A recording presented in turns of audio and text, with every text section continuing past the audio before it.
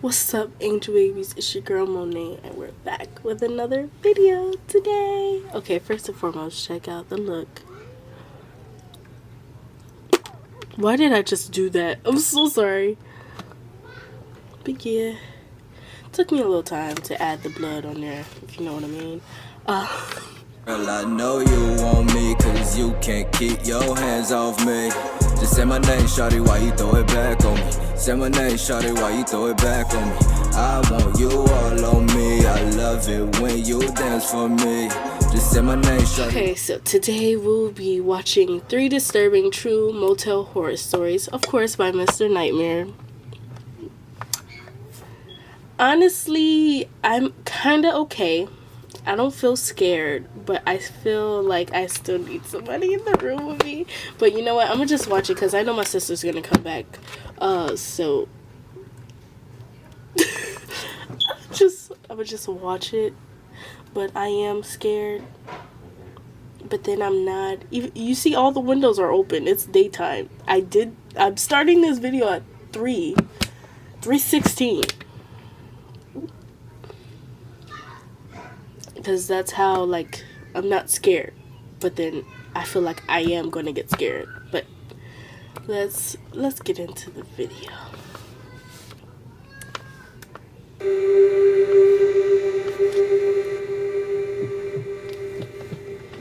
It's me, Steve. Oh, during a road trip, I was passing through Ohio. It was around that time I was starting to get sleepy behind the wheel. So I stopped in this small town called Xenia. I looked for a hotel or motel and found this place called Xenia Country Inn. It looked a little rundown, but so did this whole town, if I'm being honest. Plus, all I needed was a night's sleep. Nothing fancy. So I parked in the lot and went to the little front office, which was in the front corner of one of the 2 buildings to the motel. There was an old man sitting there reading the paper. It was hot in there, and there was a loud buzzing sound from his tabletop fan. I asked for a room, and the man finally looked up from his paper without greeting me and said 65. I assumed he meant $65 for the room, so I handed him my credit card. I asked if it's possible to get a corner room, and he simply said no. The customer service here was clearly not something included in the price. The man handed me this old-fashioned key on an otherwise blank key ring. They still didn't use key cards at this place. I walked across the parking lot to my room. The door was actually hard to unlock. I had to shimmy the key a little just to get it to finally turn. Before walking in, I looked around the lot. There were only 2 other cars in the parking lot. It was a ghost town. I stepped into the room, and it smelled like a mix of cotton and vomit. I wondered if I should go back and ask for a different room, but I realized by the look of this place, all the rooms probably smelled. The room was small and had a blue, dirty, worn-out looking carpet, a couch, a small coffee table, and a bed. I shut the door and tried to lock it, but I was having trouble. More trouble than I did unlocking it.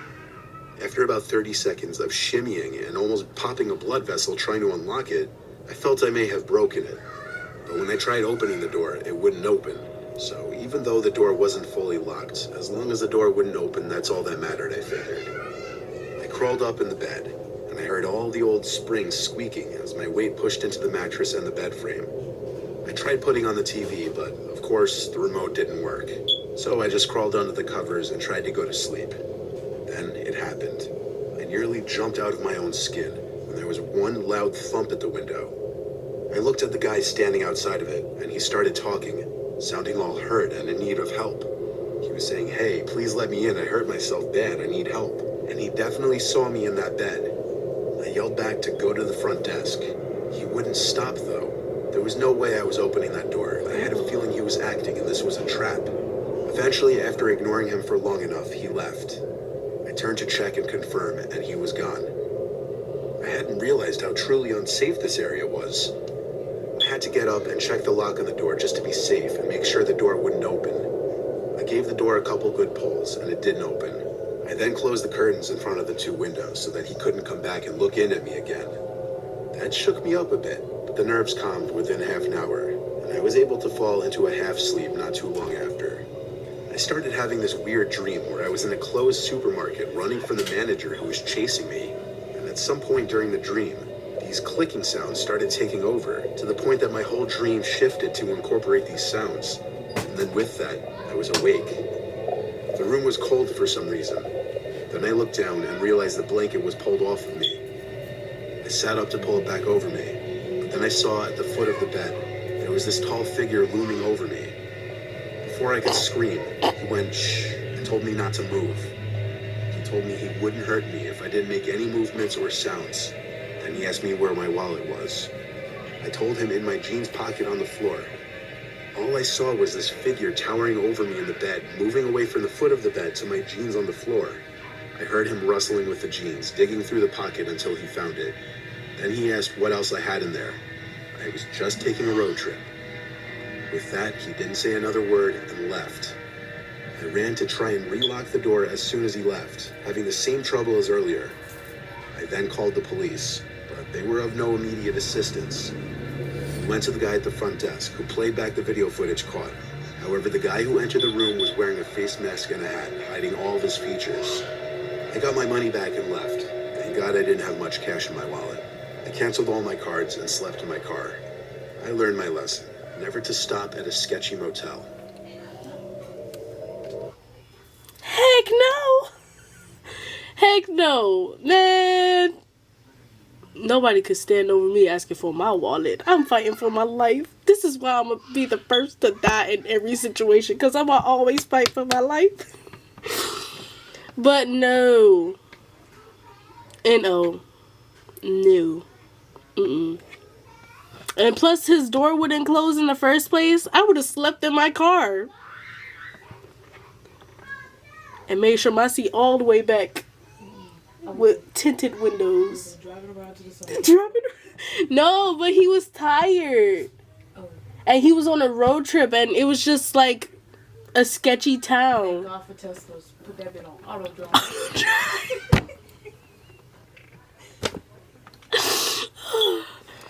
Next story. Oh, yo, yo. Oh, I caught 444. Talk to me, Angel. Speak to me nicely. Because you're scared. I am. Story number 2. I am scared, though. Early last year, my father and I traveled down to do some charity work in a small town that was flooded from recent rainfall. We had gathered a truckload full of donated clothes and items to help families get back on their feet. The first night, we stayed in a hotel that had a perfect view of the ocean. That night, my dad and I stayed up watching the Blair Witch Project on my laptop using the hotel's free Wi-Fi. Let's just say I didn't get much sleep. The next night, my mom had booked us a room at a motel, seeing as we didn't expect to stay a second night. It was 100 meters away from a trailer park, and the property overlooked a large lake. The area was tucked away from the public and was surrounded by trees. My mom claimed that everywhere else was fully booked, so we had no other options. We met the 2 managers who ran and lived at the motel. There was an old lady who was sweet and informed us about everything we needed to know, including the fact that the lake hadn't been full for 20 years. Her husband, however, looked like he was taken straight from a serial killer movie, him being the serial killer. He never spoke a word to us, he never smiled. His wrinkles melted on his face, and he had dark rings around his eyes. That's when my dad and I started to have an uneasy feeling about that place. The rest of the day went by in a blur, so my dad and I went out for pizza and a movie afterward to avoid going back to that place as much as possible. Once we arrived back at the motel, it was around 8 p.m. and it was completely dark. As we went to the back of the truck to get our luggage, we found a bag of children's clothes hidden underneath a spare tire. We began to walk the bag over to the trailer park, thinking that a family may get good use out of it, when I felt the sudden urge to go back to the motel, seeing as we watched a scary movie last night, coincidentally about teenagers encountering a witch in the woods. We went to the front desk with the bag and asked the creepy old manager if we could leave it with him to donate to the trailer park, seeing as they were neighbors and we had to leave early in the morning to go back home. His eyes widened and he shook his head while saying, "No, there's no way in hell, I refuse to go there." Then he walked off. Dad and I just looked at each other, saying with our eyes, "What the hell just happened?" We then decided to drop it off in the charity bin back home. We went to sleep once we had all our showers, which was about an hour or so later. I specifically remember waking up at 2:17 a.m. because of Dad's snoring. I stayed up reading a book on my phone, my body faced towards the door. I also remember hearing cars speeding up and down the driveway that night. I let the thought slide, thinking it was just some guys goofing off. That assumption later vanished after I noticed a bright blue light appear through the cracks on the top and bottom part of the door, and silent whispers coming from the other side that I was unable to decipher. I was too scared to even move. I was frozen in the spot. My heart was beating in my throat and my hands were shaking, and I mean literally shaking. I heard the door handle begin to rattle, and that's when I knew that this wasn't going to end well. The light then disappeared, followed by complete and utter silence. I was still frozen in that spot for another 3 minutes, which felt like hours, before I woke up to my dad and told him everything that had happened. He then laughed and explained to me that earlier in the night he couldn't sleep due to hearing scratches in the walls right beside our bed. I was confused and didn't believe him until he put his finger to his lips while saying, "Shh, do you hear that?" Everything went silent until I heard brief scratches coming from our bed frame. I shot out of the bed and told Dad that we needed to leave, so we left the room key on the bed while sneaking off to the truck. We ended up leaving at 2:32 a.m. Never will I ever go near that motel ever again. That will teach you a lesson. Ain't no way. What's up with these creepy motels? I'm sorry, but if I see a rundown motel, I am not. I refuse. Let's keep driving. I would prefer a car crash before sleeping in a creepy motel.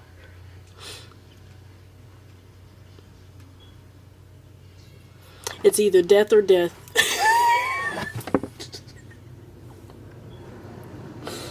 I'm sorry, like I'm at peace with spirits, but like when it's like creepy spirits, angry spirits, you have there's no winning in that situation. You're just in trouble. You're just in trouble. Story number 3. I think it's 4 stories. Maybe it's not. Long story short, my ex-girlfriend and I had a pretty explosive relationship, and we didn't get along very often.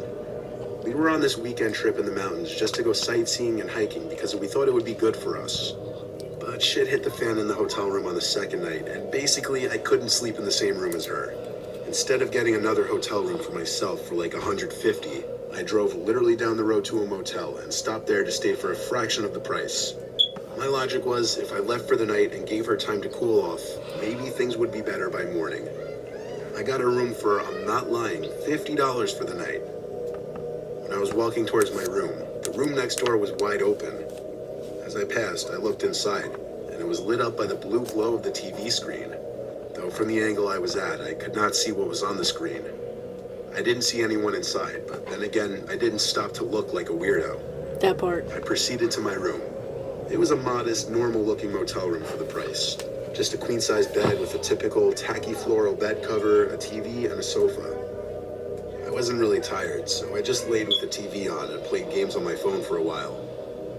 There was some weird noise from what I thought was coming from the TV, so I turned it off. But the noise persisted. It wasn't the TV. So I got up and listened, and realized it was coming from the room next door. I couldn't tell if it was a fighting couple, if it was the TV from next door, or if it was the sound of someone dying. It was just incredibly muffled. At this point, I had nothing else to do but to try and go to sleep.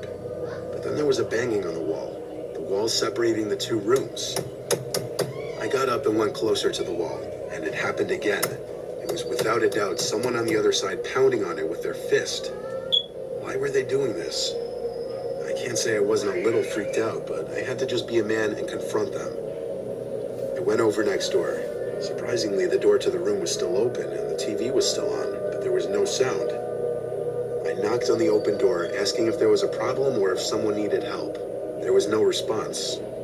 I could even see that the bathroom door was open and the light was off. I stepped into the room slowly, cautiously. When I cleared the wall, blocking the view of the sofa and the bed, and still saw nobody, I just stood there all confused like. I went closer to the TV to look at what exactly was on the screen.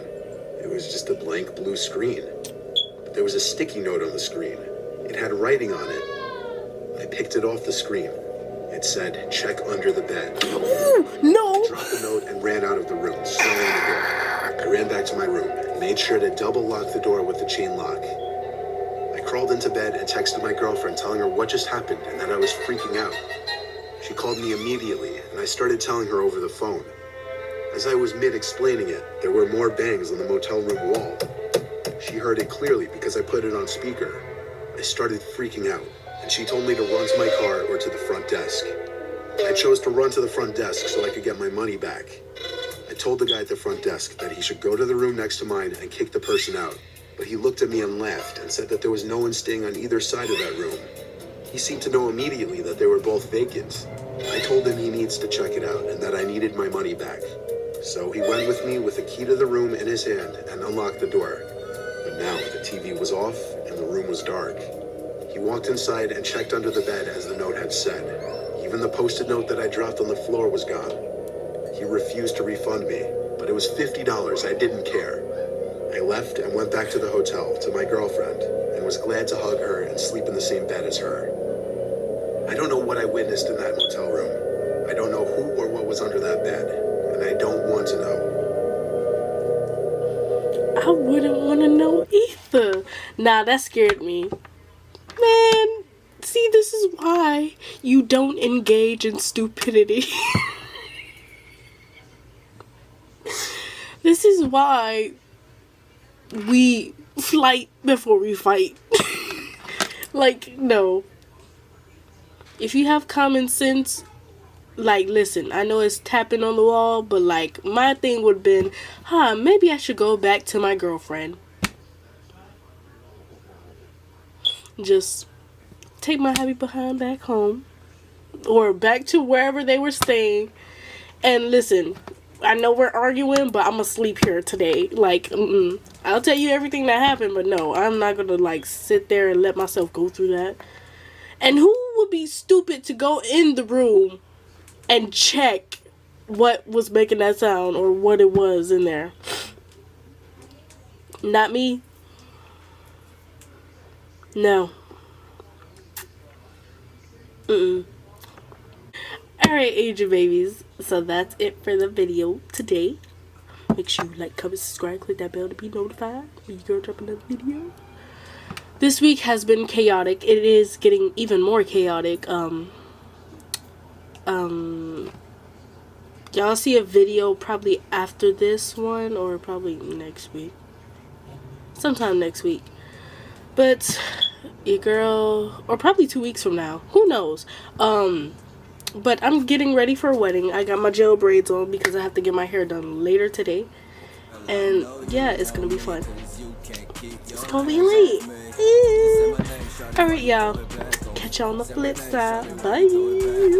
I want you all on me. I love it when you dance for me. Just say my name, shawty.